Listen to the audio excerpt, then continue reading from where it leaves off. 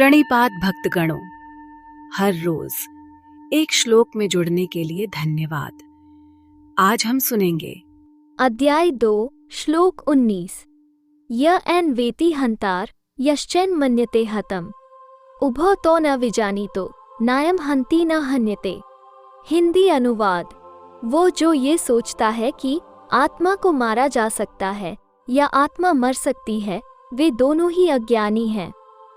वास्तव में आत्मा न तो मरती है और न ही उसे मारा जा सकता है। विस्तार से स्पष्टीकरण। मृत्यु का भ्रम हमारे भीतर इसलिए उत्पन्न होता है क्योंकि हम स्वयं को शरीर मानते हैं। रामचरितमानस में इसे निम्न प्रकार से व्यक्त किया गया है। जो सपने सिर काटे कोई, बिनु जागरे न दूरी दुख होई।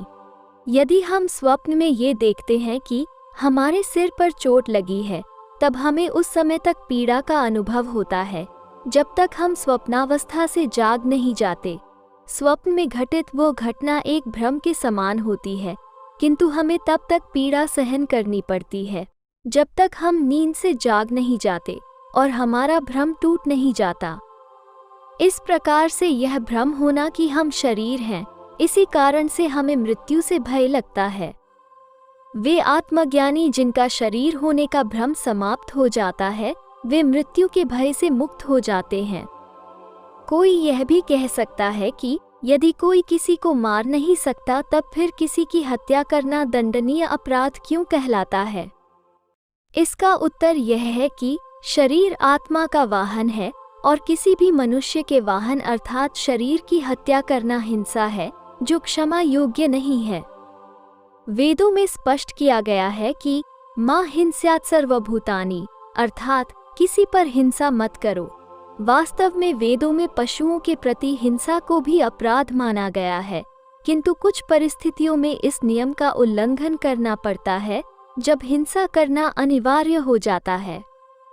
उदाहरणार्थ, जब कोई सर्प किसी को काटने लगता है या घातक हथियार से कोई किसी पर आक्रमण करता है, या जब कोई अन्यायपूर्ण ढंग से किसी की जीविका को छीन रहा हो, तब ऐसी दशा में आत्मरक्षा के लिए हिंसा को अपनाना वैध माना जाता है।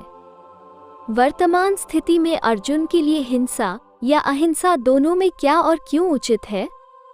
भगवान श्री कृष्ण उसे ये भगवद गीता के आगे आने वाले संवादों के माध्यम से विस्तार पूर्वक समझाएंगे। उनकी व्याख्याओं के प्रवाह से इस विषय पर अमूल्य दिव्य ज्ञान का प्रकाश प्रकट होगा। हर रोज एक श्लोक में जुड़ने के लिए धन्यवाद। आपका दिन शुभ और मंगलमयी हो। हरे कृष्णा, हरे राम,